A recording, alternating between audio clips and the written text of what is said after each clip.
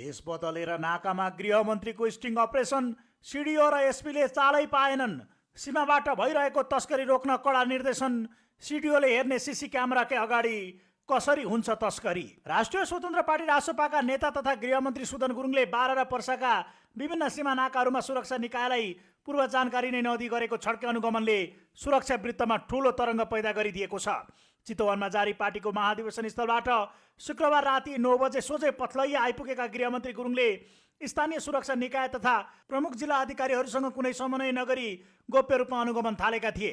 आफ्नो पहिचान लुकाउन cap, mask, कालो चस्मा, टी सर्ट र हाफ प्यान्ट लगाएका मन्त्री गुरुङले अनुगमनका क्रममा 5 वटा निजी गाडी परिवर्तन गरेका थिए।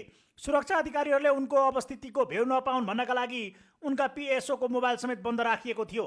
यद्यपि स्थानीय सुरक्षा निकायले सडक र सार्वजनिक स्थलमा जडान गरिएका सीसीटीभी क्यामेराहरू मार्फत उनको यात्रालाई ट्रेस गरिरहेका थिए।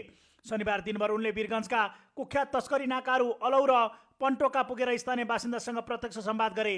स्थानीयले सुरक्षाकर्मीकै संरक्षण र सेटिङमा साइकल र मोटरसाइकल अनि टाउकोमा बोकेर दिनदहाडे सङ्गठित तस्करी हुने गरेको प्रमाणसहित गुनासो पोखे।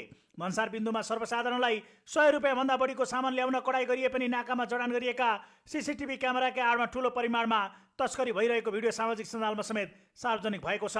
शनिबार साँझ काठमाडौँ फर्कनु अघि सीमा र विमानस्थलमा गृहमन्त्री गुरुङले बारा र पर्साका प्रमुख जिल्ला अधिकारी तथा नेपाल र सशस्त्र प्रहरीका उपरीक्षकहरूलाई आकस्मिक रूपमा बोलाई सीमाबाट भइरहेको तस्करी नियन्त्रणका लागि कडा निर्देशन दिएका छन्। स्थानीय तहमा सुरक्षा संयन्त्रको मिलेमतो बिना यस्तो सङ्गठित तस्करी सम्भव नरहेको आरोप लागिरहेका बेला गृहमन्त्रीको यो अप्रत्याशित एक्सनले गृह प्रशासनमा हलचल मचाएको छ।